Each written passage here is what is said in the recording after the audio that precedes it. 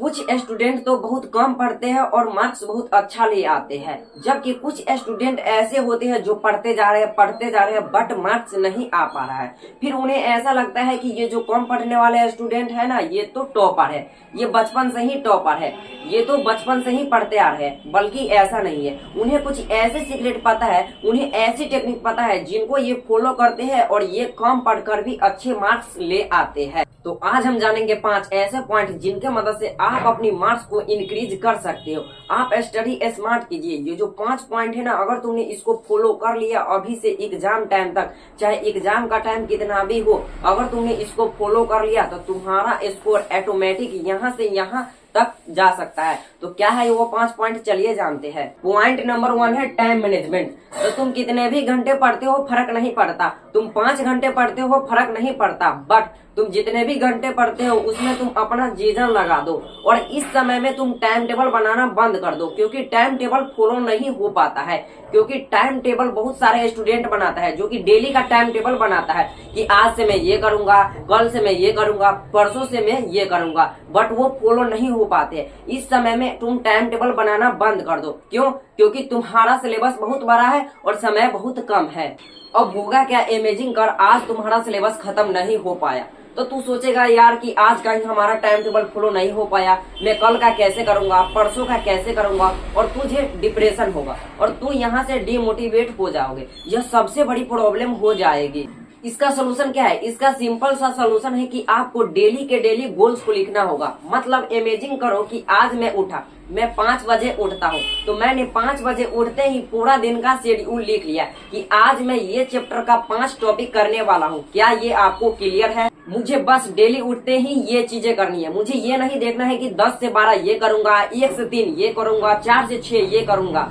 ये मूर्खता है। पता है क्यों? क्योंकि ये चीजें फॉलो नहीं हो पाती है। तुम्हें क्या करना है, बस अपने टॉपिक को लिख लेना है कि मुझे किसी भी हालत में चाहे 10 घंटे लगे, 12 घंटे लगे, 14 घंटे लगे, फर्क नहीं पड़ता, ये 5 टॉपिक को कंप्लीट करना है। चाहे किसी का शादी आ जाए फर्क नहीं पड़ता, इन 5 टॉपिक को आज ही कंप्लीट करना है। अब पॉइंट नंबर 2 है अबाउट ओवर थिंकिंग। देखो, तुम सोचते तो है हम पढ़ तो रहे हैं बट एग्जाम के अंदर हम चीजों को भूल जाते हैं, हम याद ही नहीं कर पाते हैं, पता नहीं कैसे। ये पता है क्यों होता है? क्योंकि आप पढ़ तो रहे हैं बट आप ओवर थिंकिंग बहुत कर रहे हो। कितने ऐसे स्टूडेंट हैं जो कि ये सोचते हैं कि एग्जाम के अंदर हमारा मार्क्स कितना आएगा, अगर एग्जाम के अंदर हमारा मार्क्स अच्छा नहीं आया तो क्या होगा, अगर टीचर ने मुझसे ये बोल दिया, अगर मेरे पेरेंट्स मुझसे डिसअपॉइंट हो गए, मेरे रिश्तेदार क्या बोलेंगे, अगर मेरा रिजल्ट नहीं आया तो मेरा सिलेक्शन नहीं होगा तो क्या होगा। कितने ऐसे स्टूडेंट हैं जो कि हर रोज ओवर थिंकिंग करते हैं। हम दिमाग को भरे जा रहे हैं और उसके बाद हम पढ़ने बैठते हैं। अरे भाई, तुम्हारा दिमाग इतना है, तुमने इसको पूरा भर रखा है, अब तुम पढ़ने बैठोगे 10 घंटे, 12 घंटे, 24 घंटे, कुछ अंदर जाएगा? नहीं जाएगा। यह सबसे बड़ी प्रॉब्लम है, ओवर थिंकिंग। अगर तुमने ओवर थिंकिंग करना बंद कर दिया तो आपको 12 घंटे पढ़ने की जरूरत नहीं है। आप कम पढ़ो बट आपके मार्क्स बहुत अच्छे आने लगेंगे। और वो जो स्टूडेंट है ना, जो आखिरी के समय पर पढ़ते हैं, वो पता है क्यों अच्छे मार्क्स ले आते हैं? क्योंकि वो ओवर थिंकिंग नहीं करते। वो ये नहीं सोचते हैं कि कल क्या होगा, परसों क्या होगा। वो ये सोचते हैं कि जितना टाइम बचा है उसमें अपना बेस्ट लगा देते हैं और वो अच्छे मार्क्स ले आते हैं। पॉइंट नंबर 3 है डिस्ट्रैक्शन टाइम। तुमने कितनी बार ऐसा देखा है कि तुम पढ़ रहे हो और तुम्हारा हाथ अचानक से मोबाइल फोन पर चला गया।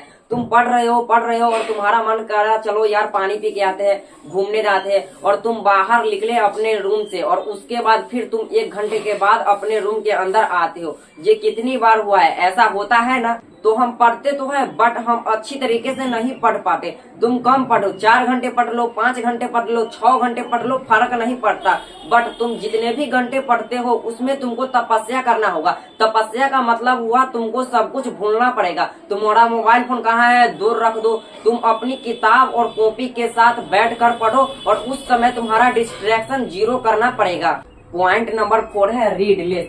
ये पॉइंट में सबसे बड़ी मिस्टेक बच्चे करते हैं। क्या है मिस्टेक कि हम ना सब कुछ पढ़ने की कोशिश करते हैं। हमें लगता है कि ये ब्रेन है, ये तो कोई मशीन है, इसमें हम सब कुछ घुसा लेंगे, हम रिवीजन भी करेंगे, नोट्स भी बनाएंगे, ये भी करेंगे, वो भी करेंगे, और जब हम पढ़ने बैठते हैं तो हम पढ़ने की कोशिश तो सब करते हैं, बट दिमाग के अंदर भरता जाता है, भरता जाता है, भरता जाता है, और दिमाग पूरा का पूरा ब्लैंक हो जाता है, और अगले दिन जाता है एग्जाम में तो याद ही नहीं आती है। तो याद कैसे आएगा, तुमने तो पूरा भर रखा है, तो कैसे लिख पाओगे। तो करना क्या है, इमेजिन करो कि एग्जाम में आ रहा है 10 चैप्टर, तो तुम 10 चैप्टर मत पढ़ो, पूरे चैप्टर मत पढ़ो, तुम क्या करो 8 चैप्टर पढ़ो, लेकिन तुम इसको ऐसे पढ़ के जाओ कि एग्जाम के अंदर इनसे सवाल आए तो तुम कह देना कि मेरे को ये सवाल आता है। ठीक है, तो सब कुछ मत पढ़ो, बट जितना पढ़ो तुम ऐसे पढ़ कर जाना कि तुम्हें याद रहना चाहिए। पॉइंट नंबर 5 है find a reason to study. देखो, हम जो भी काम कर रहे हैं उसके पीछे एक रीजन है, एक कारण छिपा हुआ है। इसे एक एग्जाम्पल के मदद से समझते हैं। मैं आपको कहूँ कि आपको सुबह 4 बजे उठना है, तो क्या आप उठ पाओगे? यदि आपकी जल्दी उठने की आदत नहीं है तो यहाँ पर अगर उठने की कोई रीजन आ जाए, कोई कारण आ जाए, मान लो अब आपसे कोई ये कहे कि तुझे सुबह 4 बजे उठना है, इसके तुझे 10 लाख रुपये दिए जाएंगे, तो अब आप सुबह 4 बजे तो क्या रात के 2 बजे भी उठ जाओगे, आपको नींद ही नहीं आएगी, क्योंकि आपके पास रीजन है, कारण है, मकसद है जल्दी उठने का। यही सलूशन है पढ़ाई में मन लगाने का। ठीक इसी तरह से आपके पास भी कोई कारण होना चाहिए पढ़ाई करने का, कि मैं पढ़ाई क्यों कर रहा हूँ। जब तक कोई कारण ही नहीं होगा पढ़ाई करने का, तब तक आप बहाने ही बनाते रह जाओगे। लेकिन जैसे ही कोई कारण आएगा पढ़ाई करने का, तो आपका भी मन पढ़ाई में लगेगा, और आप कभी नहीं कहोगे कि मेरा मन पढ़ाई में नहीं लगता। ये थे 5 पॉइंट जिनको फॉलो करके आप अपनी मार्क्स को इंक्रीज कर सकते हो। तो ये 5 पॉइंट कैसा लगा कमेंट में जरूर बताना। अगर यह वीडियो अच्छा लगा होगा तो वीडियो को लाइक कर दीजिएगा, चैनल पर नए हो तो चैनल को सब्सक्राइब कर दीजिएगा। तब तक के लिए आपका धन्यवाद।